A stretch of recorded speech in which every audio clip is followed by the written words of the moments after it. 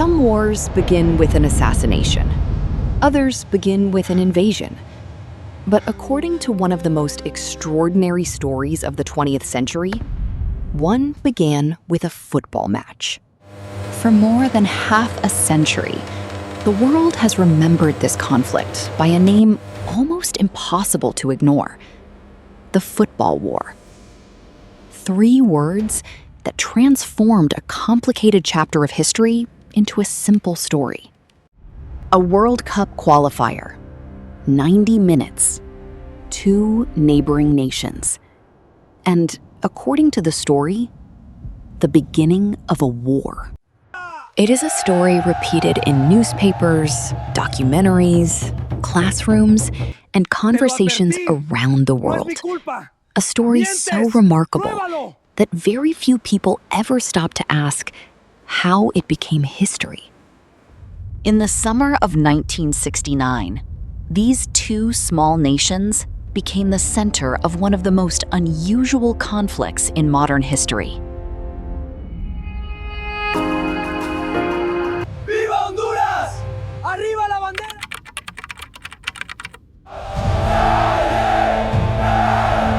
Every 4 years, the FIFA World Cup captures the attention of millions.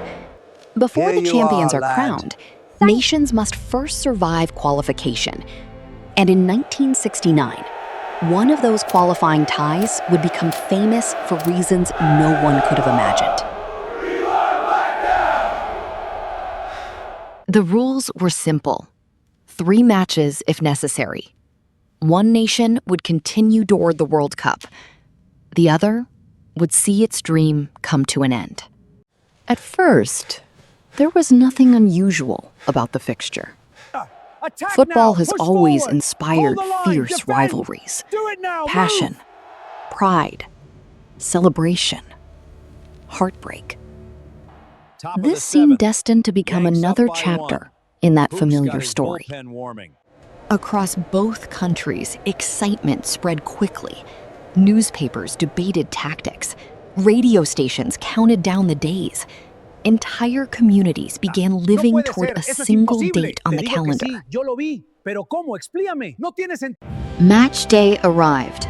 Long before kickoff, thousands of supporters were already making their way toward the stadium. For most, this was simply football, the biggest match of the year. As the match began, every challenge drew louder cheers. Every foul sparked fresh arguments. Every attack lifted thousands of people to their feet. The pressure was enormous. But nothing happening on the pitch was beyond the ordinary emotions of international football. Then came the final moments. One decisive goal. One victorious nation. One devastated opponent. In almost every rivalry, that would have been the end of the story. By sunrise, the match dominated every headline. Victory became a symbol of national pride. Defeat became a national disappointment. The return match was now all anyone could talk about. The rivalry had become more intense. Every newspaper promised revenge. Every supporter expected a battle. Yet even now, Right here, no one imagined they were watching the opening chapter of a conflict the world would later call the Football War.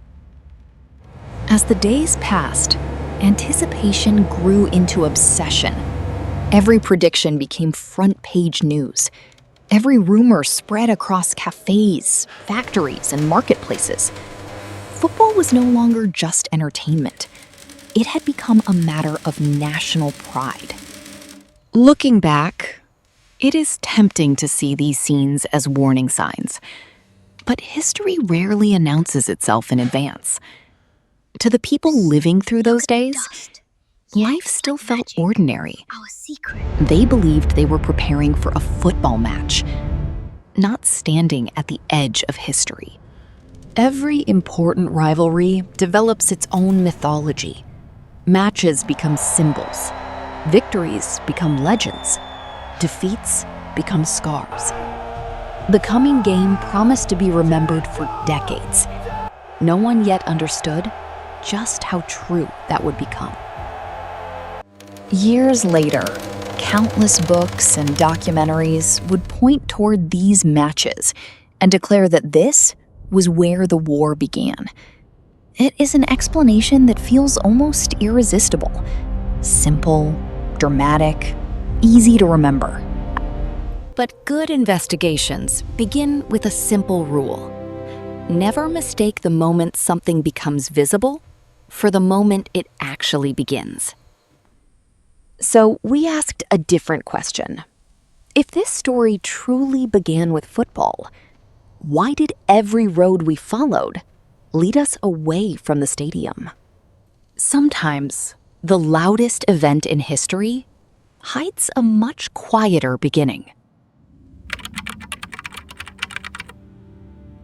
Long before the first whistle, another struggle was already unfolding. It wasn't being fought inside stadiums. It wasn't making international headlines.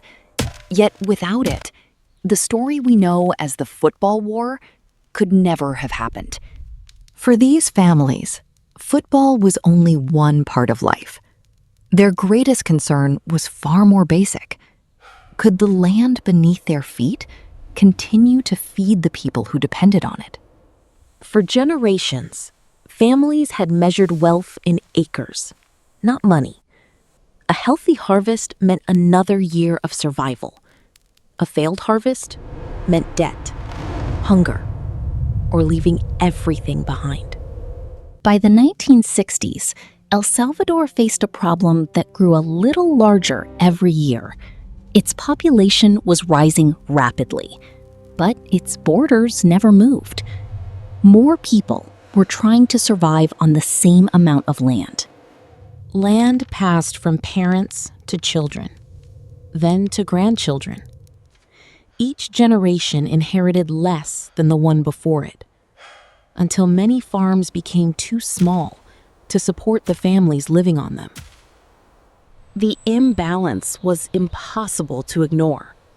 Vast estates controlled enormous areas of fertile land, while thousands of rural families searched desperately for enough soil to survive. Opportunity was becoming increasingly unequal. Just beyond the eastern border, another country appeared to offer something that was disappearing at home: open land, and with it, hope. So thousands of Salvadorans crossed into Honduras. They weren't invading. They weren't soldiers.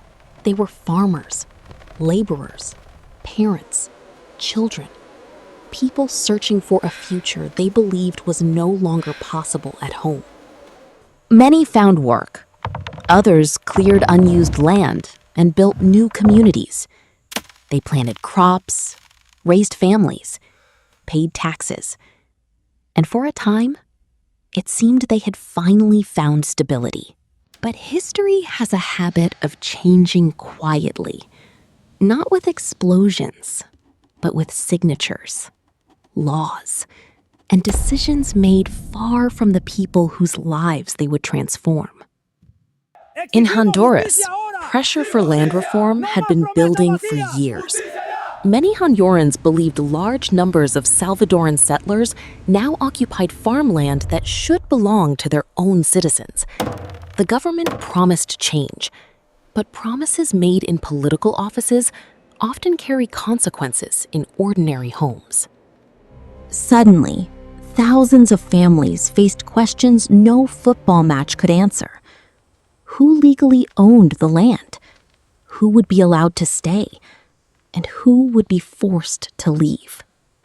The world was watching football, but along the border, another crisis was already gathering strength, one almost invisible to the international press.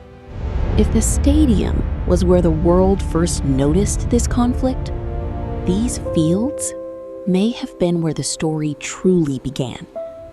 And before long, politics would carry that story straight into the stadium. Borders do more than separate countries. They separate laws, loyalties, and sometimes people who believe they belong on both sides. By 1969, land had become one of the most explosive political issues in Honduras. The government faced growing pressure from farmers demanding access to land. Many believed that promise could only be fulfilled if Salvadoran settlers were removed. As land reform gathered momentum, thousands of Salvadoran families suddenly found themselves living with uncertainty. Some lost the farms they had worked for years. Others fled before officials ever arrived. Entire communities began moving toward the border. For those forced to leave, this was not a political debate. It was the loss of a home, a harvest, a future. And every family that crossed back into El Salvador carried another story of anger, fear, and resentment. Newspapers quickly discovered that outrage sold better than restraint. Every eviction became a national insult. Every border dispute became another reason for public anger. Facts and emotion began sharing the same front page. Politicians noticed something else.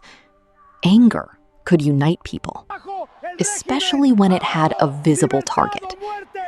As economic frustrations grew, national identity became an increasingly powerful political tool.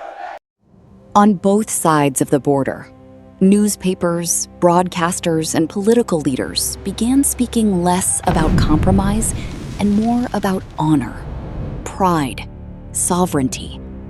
The language of negotiation slowly gave way to the language of confrontation. And then, the football calendar offered something neither government had planned: a World Cup qualifying match, broadcast across the region, watched by millions. A perfect stage for emotions that had been building far beyond football. The players came to compete. The supporters came to win. But many arrived carrying something else. Weeks, months, even years of accumulated frustration. When the teams finally walked onto the field, they stepped into far more than a football match. They stepped into a rivalry that had already escaped the boundaries of sport. History would later remember these 90 minutes as the beginning of a war. But before we accept that conclusion, we need to witness what actually happened inside the stadium. On the surface, this looked like an ordinary football match, a World Cup qualifier. 90 minutes, one place in the next round. But history often disguises extraordinary moments as ordinary days. More than 20,000 people filled the stadium. They came carrying flags, drums, songs, and expectations. Most believed they were about to watch football.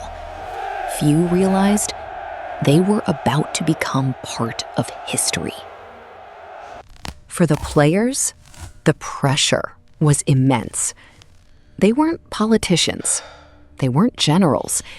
They were young men carrying the hopes of entire nations. There is something powerful about national anthems before international sport. For a few minutes, 11 players stop representing themselves and begin representing millions. From the opening minutes, every decision mattered. Every foul became an argument. Every missed opportunity drew gasps from thousands. The football itself remained competitive, but around it, emotions were already running far beyond sport. Neither side found an easy breakthrough. As the minutes disappeared, tension steadily replaced excitement. The longer the score remained level, the heavier every attack began to feel. Then, just when a draw seemed almost certain, history chose its moment. Deep into stoppage time, Honduras scored. 1 goal, 1 victory. Thousands erupted in celebration.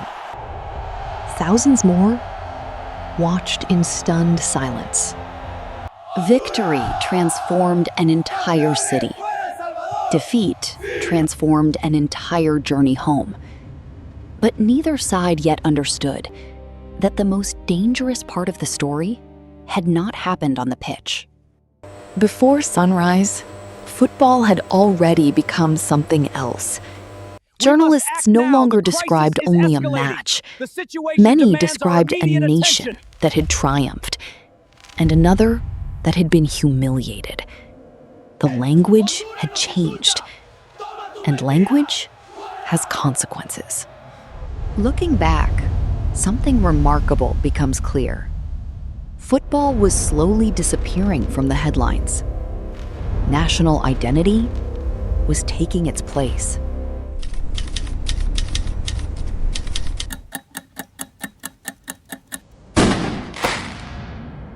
The second match wasn't scheduled to begin until the following evening. But for many, the contest had already started. Throughout the night, supporters gathered outside the visiting team's hotel. Their objective was simple: keep the players awake. Exhaust them before they ever reach the stadium. Ironically, similar tactics had been reported against El Salvador before the first match in Honduras. The rivalry was already feeding itself. Whether every story grew larger with time, historians still debate. But one fact remains beyond dispute. By dawn, trust between the two countries had almost completely disappeared. Football teams normally travel through cheering crowds. This journey felt different. The players weren't entering a sporting arena. They were driving through a nation that expected nothing less than victory. The atmosphere inside the stadium was unlike anything seen a week earlier. Excitement remained, but it had been joined by something darker: suspicion, resentment, the feeling that far more than football was about to be decided. The opening whistle did not release the tension. It revealed it. Every tackle felt personal. Every foul sounded louder. Every decision divided the stadium into two completely different realities. One side saw justice. The other saw betrayal. Then, El Salvador found the breakthrough. The stadium shook. Not because of the goal itself, but because of everything people believed it represented. 90 minutes later, the score was unmistakable: 3-0. The qualification was level again, 1 victory each. Everything would now depend on a deciding playoff.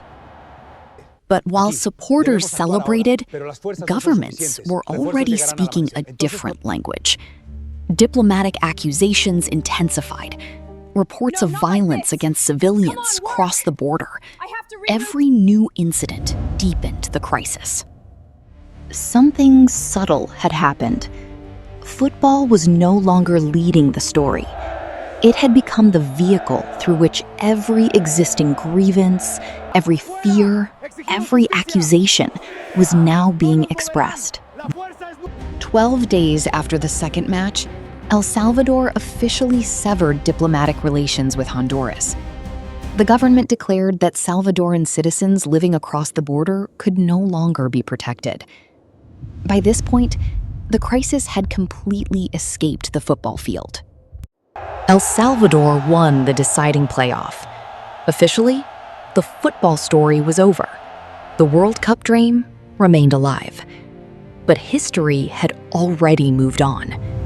The next victory would not be celebrated inside a stadium. Only 17 days after the playoff, the first bombs fell. And the name, the Football War, was born.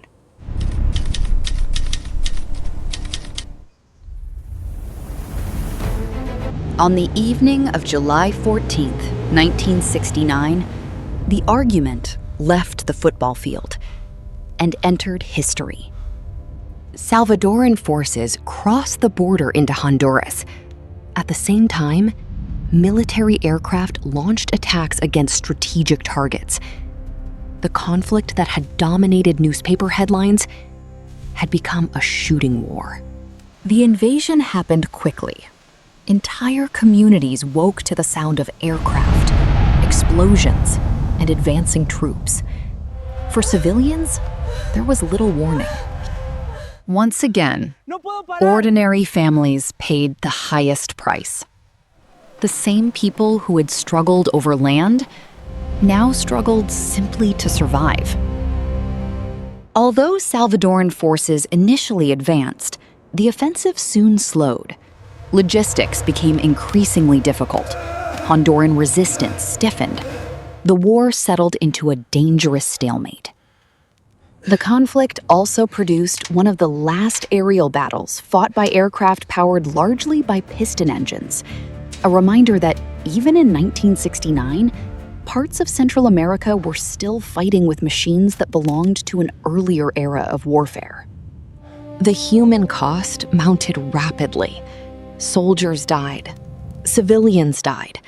Families disappeared from villages they had lived in for generations. By the time the fighting ended, thousands had been killed or wounded.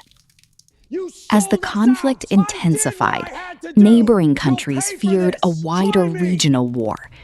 The Organization of American States stepped in, demanding an immediate ceasefire. Diplomatic pressure mounted with every passing hour. After roughly 100 hours of fighting, a ceasefire was finally reached. The shooting had stopped, but peace was still a long way away. Wars rarely end when the guns fall silent. They end only when people can return home. For many families along the border, that day never came. Tens of thousands of people remained displaced. Communities that had taken decades to build disappeared within days. The border became more than a line on a map. It became a dividing line between lives that could never return to what they had been. The newspapers had called it the Football War. Looking at the destruction, the name almost seemed too small for what had actually happened. We began this investigation with a simple question. Could a football match really start a war? After following every major piece of evidence, the answer becomes much more complicated than the legend. Long before the first whistle, thousands of Salvadoran families had already crossed into Honduras. Land ownership had become increasingly contested. Governments faced growing political pressure. Nationalist rhetoric had intensified. The conditions for conflict already existed. Football did not create those conditions, but it did something almost as powerful. It concentrated years of fear, resentment, and political tension into 90 unforgettable minutes. Sport became the language through which much deeper problems were expressed. What appeared to be a rivalry between football teams was actually a confrontation between societies already under enormous strain. Political leaders did not invent the tensions, but many chose to amplify them. Newspapers rewarded outrage. Politicians rewarded nationalism. And ordinary people were left to live with the consequences. Today, the border is quieter, but history leaves echoes. The football war reminds us that wars rarely begin on the day the shooting starts. They begin when political problems remain unresolved, when economic hardship is ignored, when fear becomes easier to spread than understanding. Perhaps that is why the name football war has survived, not because football caused the conflict, but because it provided the image the world could easily remember, while the real causes remained far more difficult to explain. History often remembers the spark and forgets the firewood. We remember Sarajevo, but not always the alliances that made war inevitable. We remember a shot in Dallas, but not always the years that shaped the moment. And we remember a football match, while forgetting the land, the politics, the migration, and the people whose lives had already been transformed long before kickoff. The football war wasn't proof that sport can create hatred from nothing. It was proof that when unresolved conflicts already exist, even a football match can become the stage on which history changes forever. If this story surprised you, then history is still full of stories waiting to be uncovered. Here on Forgotten Ages, we don't just revisit the past. We investigate the moments that changed our world and the forgotten truths hidden behind them. If you enjoyed this documentary, consider subscribing and joining us for the next investigation. Because sometimes the stories we've all heard aren't the whole story. Thank you for watching. I'll see you in the next documentary.